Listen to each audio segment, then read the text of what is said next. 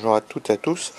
Je vous présente un petit appareil qui va permettre en fait de mesurer la vitesse de rotation des moteurs en fait. Dans les expériences que je suis en train de mener, comme j'augmente la tension, voilà, c'est super.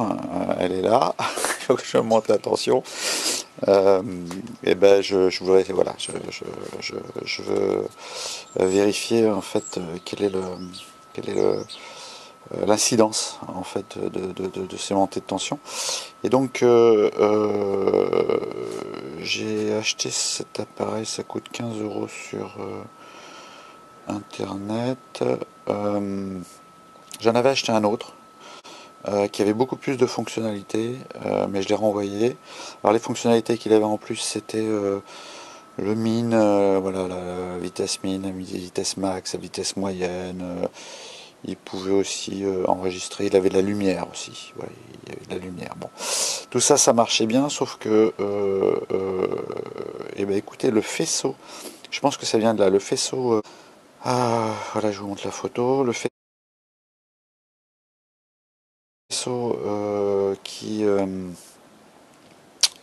le faisceau laser qui envoyé était très très fin.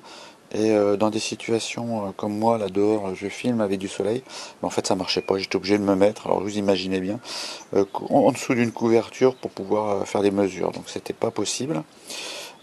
Et donc voilà, je l'ai renvoyé, et j'ai acheté celui-là qui est plus simple, mais qui suffit tout simplement de mesurer, qui fait le minimum, c'est-à-dire mesurer la vitesse. Alors comment ça marche? Il y a deux boutons, il y a un bouton test, voilà, et je pense que ça c'est pour mémoriser. Je vous avoue, je ne l'ai pas essayé. En fait, le principe il est simple, ça envoie, tac, vous voyez, et c'est beaucoup plus large que l'autre. Ça envoie un faisceau laser qui va se réfléchir, et pour se réfléchir, ils vous vendent des petites bandes avec, qui sont des petites bandes, non, j'ai pas prise, mais voilà, c'est des bandes, là j'en ai découpé un petit carré, vous voyez, qui sont réfléchissantes, et que vous mettez ça sur le pneu. Et vous ne le mettez évidemment pas sur la partie aluminium, parce que je pense que ça devrait, ou sur la partie noire, parce qu'avec la partie aluminium qui réfléchit, ça doit pas aider.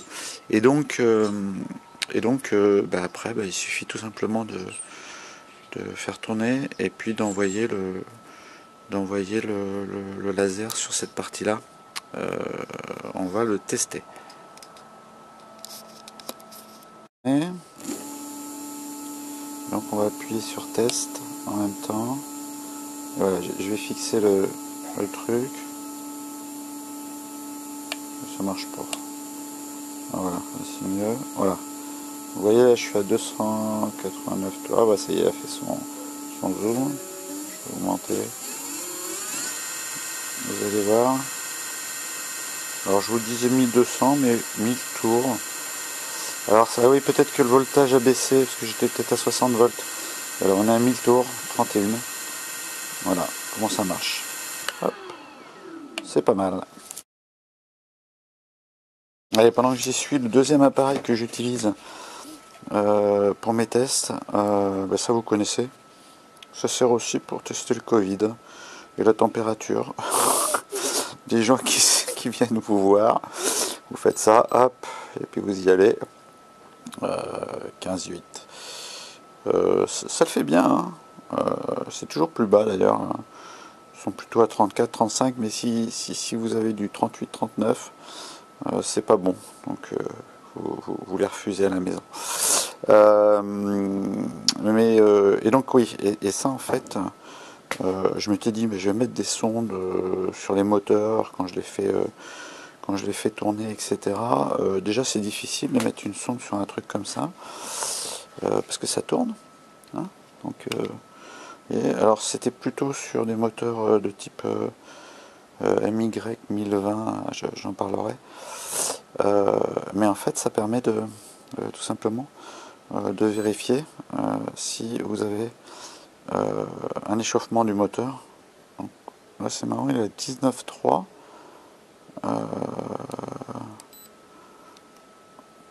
Le moteur est un peu chaud.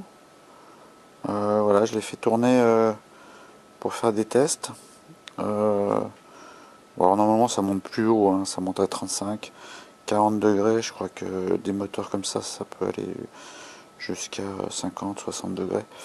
Mais ça permet, voilà, quand on augmente le voltage, de voir si le moteur chauffe ou il chauffe pas. On peut le mettre avec la main. Bon, c'est plutôt, voilà, j'avais ça pour autre chose, donc je l'utilise. Voilà, voilà. Un autre, le deuxième petit appareil que j'utilise. Il y en a d'autres, hein, il y a le multimètre, etc., mais je ne vous ferai pas une démo du multimètre. Vous savez comment ça marche, enfin, j'espère.